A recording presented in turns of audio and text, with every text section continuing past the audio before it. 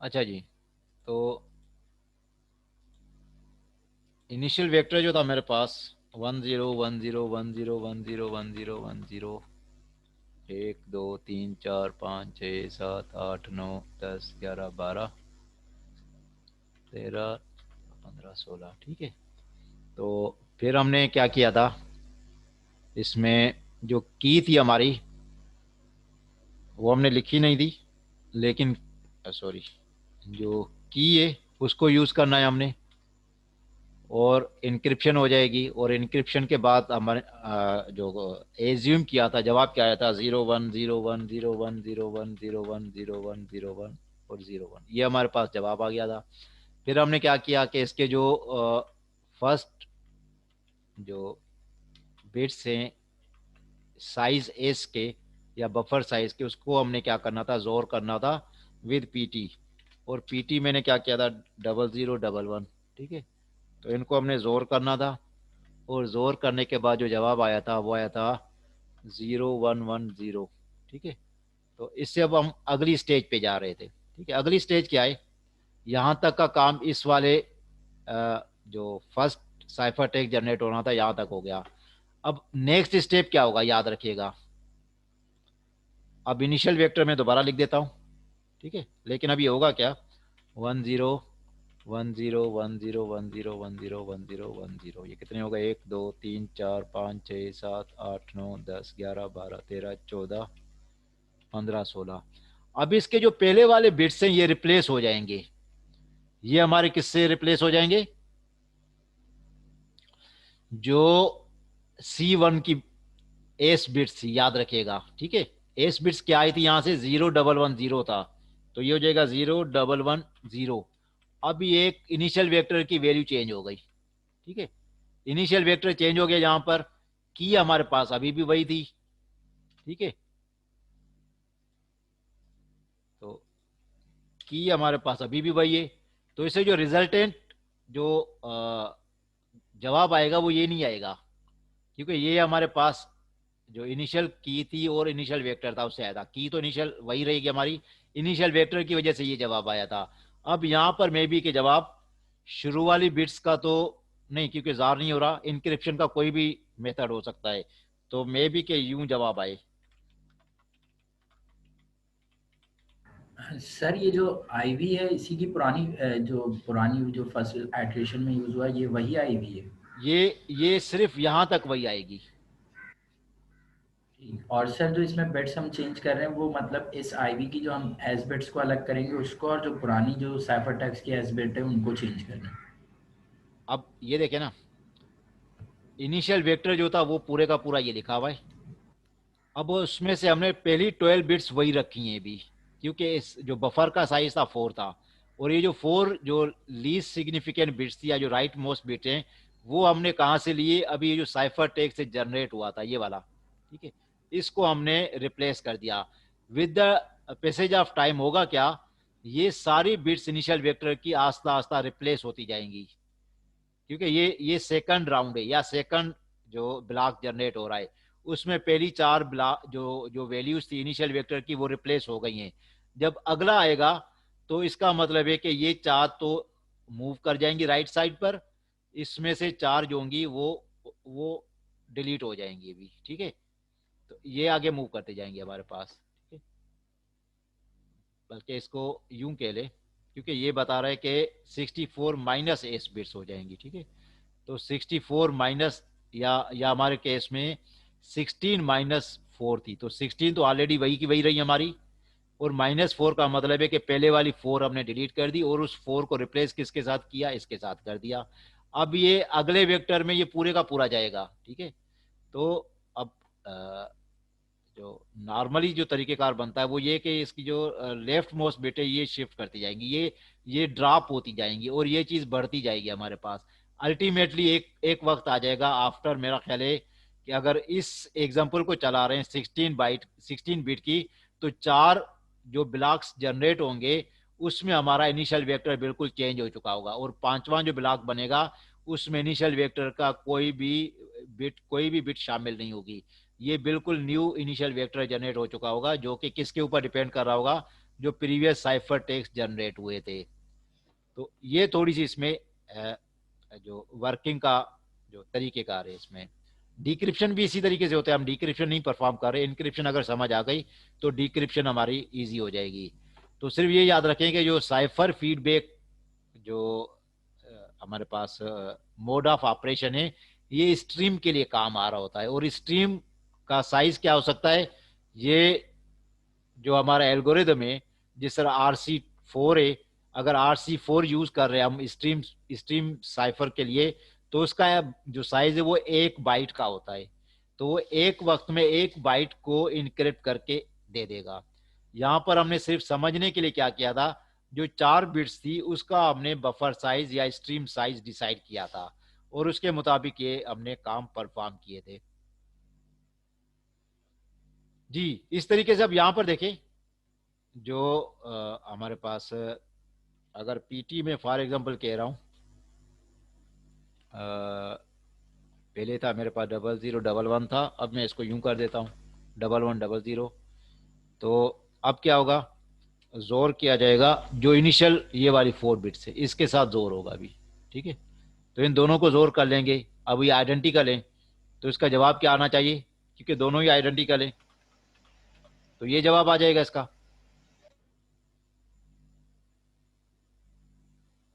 क्या कहते हैं, ये भी डबल वन जी सर डबल जीरो है, डबल। ये भी 1100 जी है, दोनों ही आइडेंटिकल हो गए। तो इसका मतलब है कि जोर को जो जवाब आएगा ये हो जाएगा। अब ये अगले जो वेक्टर बनेगा उसमें ये चीज रिप्लेस हो जाएगी इसकी। ठीक है, अब इसका तरीकेकार कहीं लिखा हुआ नहीं है, मे भी कि ये जिस तरह मैं बता रहा हूँ कि ये ड्रॉप हो जाएंगी और ये आगे शिफ्ट कर जाएगा, लेकिन ये कहीं लिखा हुआ है कि जो इनिशियल वेक्टर है वो उसकी शक्ल बदल जाती है इसमें। ठीक है, इनिशियल शक्ल जो वेक्टर है वो बिल्कुल भी इरिलेवेंट हो जाता है कुछ ब्लॉक्स ऑफ इनक्रिप्शन के बाद। तो ये छोटा सा हमने एक एग्जांपल लिया था 16 बिट का। तो ये 4 ब्लॉक्स जब कंप्लीट होंगे हमारे, तो जो इनिशियल वेक्टर था वो बिल्कुल बदल चुका होगा, उसकी जगह पर दूसरा आना शुरू हो जाएगा हमारे पास।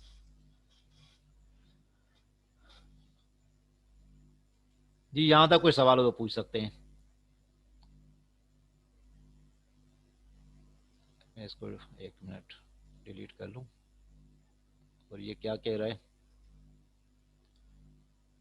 Feedback cipher message is treated as a stream of bits. अब मैं जिस तरह पहले बता दिया कि ये स्ट्रीम साइफर के लिए यूज होता है, तो इसमें हम जो मैसेज होगा वो ब्लॉक तो होगा ही होगा, लेकिन वो स्ट्रीम होगी, स्ट्रीम के बाद बफरिंग होगी, बफर के बाद जो हमारे पास एक ब्लॉक बनेगा उसको हम इनक्रिप्ट करेंगे। ठीक है, added to the output of the block cipher. और ये जो हमारे पास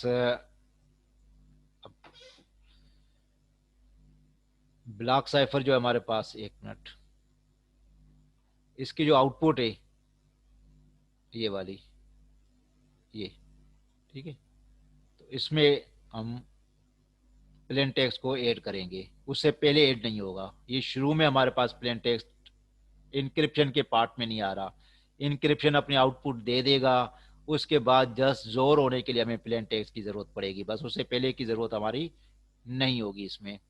तो ये क्या हुआ, जो हमारा प्लेन टेक्स्ट होगा वो हमारे जो इनक्रिप्शन है उसके बाद यूज होगा।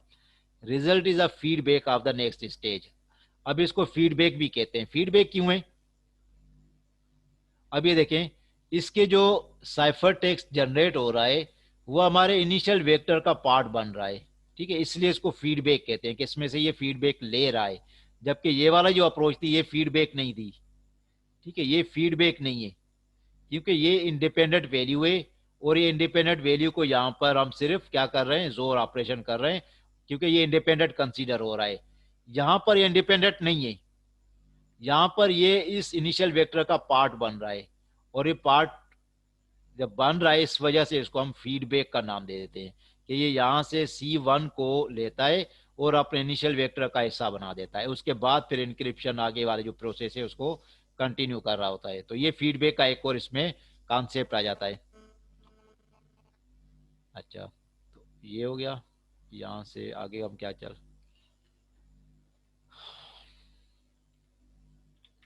अच्छा, standard allows any number of bits. अब जो हम साइफर यूज कर रहे हैं उसके ऊपर डिपेंड कर रहा है कि हम कितना स्ट्रीम का साइज डिसाइड कर रहे हैं, 1 बिट है, 8 बिट है, 64 बिट है, आर वाट एवर।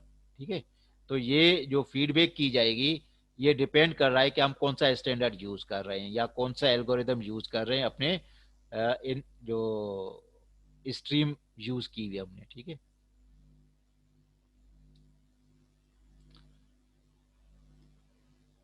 अच्छा इसमें अभी देखें, इसके मुख्तलिफ नाम है। CFB1 भी कहते हैं, जो कि 1 बिट को एट ए टाइम प्रोसेस कर रहा होगा।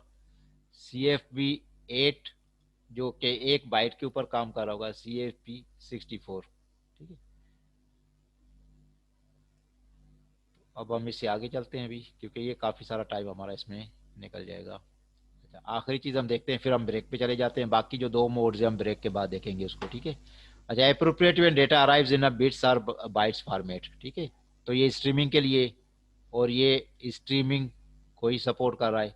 Limitation is need to install while do block encryption after every n bits. अब इसमें थोड़ी सी ये कि ये इसको हाल्ट करना पड़ता है, इंस्टॉल करना पड़ता है, कि जब तक हमारे पास बफरिंग अपना काम कर नहीं लेती। जब वो जो एन बिट से जो भी साइज है उसका वो हमें करके दे देगा, फिर हम इनक्रिप्शन को कंटिन्यू करेंगे। ठीक है, और इनक्रिप्शन भी थोड़ा सा ये करेगा, यहाँ पर देख लें कि जो इनक्रिप्शन स्टेज चल रही है ये जब मिलेगी हमें इनक्रिप्टेड डेटा, तब हम इसको यूज कर सकेंगे। अगर हमारे पास बफरिंग का काम पहले आ भी गया कि बफर बहुत फास्ट काम कर रहा है, हमारे पास जो जो अ, इसकी सॉकेट्स में से डेटा आ भी रहा है हमारे पास, वो अगर फास्ट प्रोसेसिंग हो भी रही है उसकी, तब भी ये काम कंप्लीट नहीं हो सकता जब तक हमारा एल्गोरिदम ये काम करके नहीं दे रहा। ठीक है, तो एल्गोरिदम की इंक्रिप्शन भी अगर फास्ट है और ये भी फास्ट है तो दोनों एक ही सिंक्रोनसली काम कर लेंगे। लेकिन अगर इन दोनों में से कोई भी चीज स्लो है, अगर आपका डेटा अराइवल जो है वो स्लो है और ये एल्गोरिदम फास्ट काम कर रहा है, या आपका जो डेटा अराइवल है वो फास्ट है और एल्गोरिदम की इंक्रिप्शन प्रोसेस स्लो है, तो भी यहाँ पर डिले आएगा, स्टॉल आएगा। ठीक है,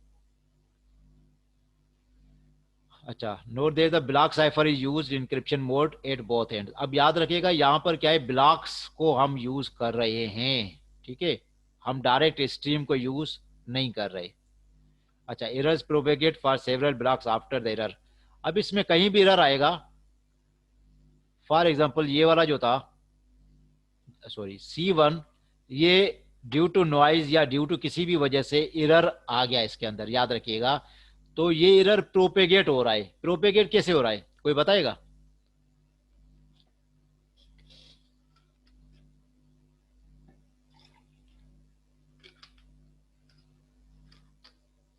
जी, यहां पर फॉर एग्जांपल जो मैं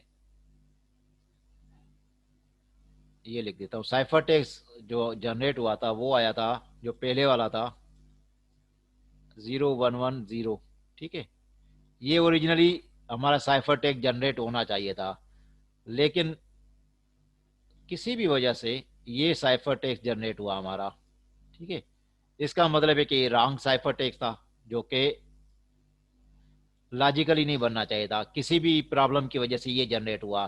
तो ये अब क्या जा रहा है, ये यहाँ पे जा रहा है। ठीक है,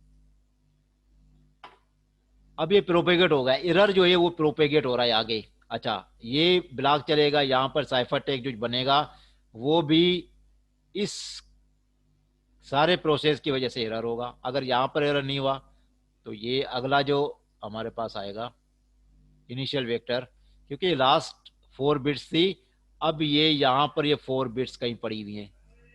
ठीक है, तो ये 4 पार्ट्स में इसको मैं तोड़ देता हूँ। जो अगला ब्लॉक बनेगा, अच्छा ये यहाँ पर आ चुकी है अभी।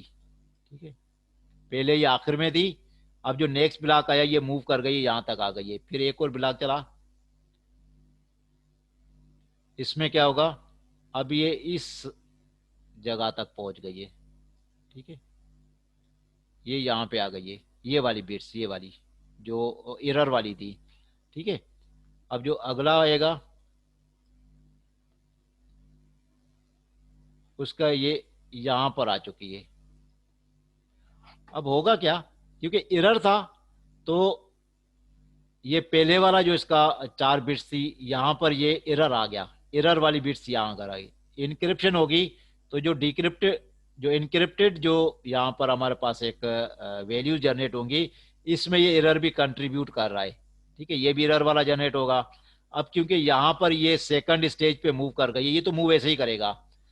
अब यहाँ पर जो इंक्रिप्शन होगी, ये वाला स्टेज, क्योंकि यहाँ पर भी है तो ये वाला स्टेज भी यहाँ पर है, इस एरर की वजह से इंक्रिप्शन जो होगी वो भी एरर वाला ही रिजल्ट जनरेट होगा। यहाँ पर ये भी एरर वाला जनरेट हो रहा है, इसका मतलब है कि जो ये साइफर टेक्स्ट C3 जनरेट होगा, ये भी एरर वाला ही होगा। अब ये मूव कर गया है सेकंड नंबर पे, तो सेकंड नंबर पे जो इंक्रिप्शन होगी उसकी वजह से जो यहाँ पर ब्लॉक जनरेट होगा वो भी एरर वाला होगा, तो C4 जो जनरेट होगा वो भी एरर से जनरेट होगा। तो इसमें प्रॉब्लम ये कि जो आपका जो एरर अगर किसी भी वजह से आ चुका है आपके इनक्रिप्शन प्रोसेस के अंदर, जिसकी वजह से आपका इनिशियल जो साइफर टेक्स्ट जनरेट हुआ था, एरर वाला जनरेट हुआ था, वो प्रोपेगेट होता है टिल द टाइम वो बिल्कुल वेनिश ना हो जाए, लेकिन वो कुछ ब्लॉक्स को खराब जरूर करेगा। ठीक है, वो डिपेंड करता है कि लेंथ ऑफ जो बफर है वो कितना है और लेंथ ऑफ आपका वेक्टर कितना है। अगर ये बड़ा वेक्टर होगा, जिस तरह 64 बिट का वेक्टर है या 128 बिट का वेक्टर है, तो ये काफी टाइम तक इधर प्रोपेगेट होता रहेगा। ये तो ये बात इसका समझ, वीकनेस है। ये इसका प्रॉब्लम है। ठीक है, ये इसमें लिखा हुआ भी है कि ये इसका प्रॉब्लम है, इसके पास इस चीज को कंट्रोल करने का कोई भी तरीकेकार नहीं है। ठीक है, अगर आपका एरर आ गया है तो ये प्रोपेगेट होगा। ठीक है, तो ये कहां पर है, अच्छा, error propagate for several blocks after the error. ठीक है, एरर आने के बाद ही चलेगा, इसका इशू है इसमें। अच्छा, अभी ये जो नंबर 4 है मोड ऑफ ऑपरेशन, इसको हम बाद में देखेंगे। So we are taking break here, आप 10 मिनट में आप वापस आ जाइएगा। तो क्योंकि आज थोड़ा सा हम प्रोजेक्ट पे बात कर लेंगे और थोड़ा सा कुछ और टाइम भी होगा, तो हम जो अपना आज का टॉपिक है उससे हम निकल के बाकी चीज़ों को डिस्कस कर लेंगे इंशाल्लाह। ठीक है जी, सो वी आर जी coming sir. Back after 10 minutes. Sir quiz कब होगा? क्विज भी मैं अभी 1 मिनट बना लूँ, फिर मैं आपको बता देता हूँ। अभी ओके मैं सर। ब्रेक में यही कर लूँगा, एक क्विज छोटा सा बना लूँगा, तो फिर मैं आपको टाइम जी बता दूंगा अभी। जी सर। ठीक है जी, okay, we are coming back 10:30 इंशाल्लाह।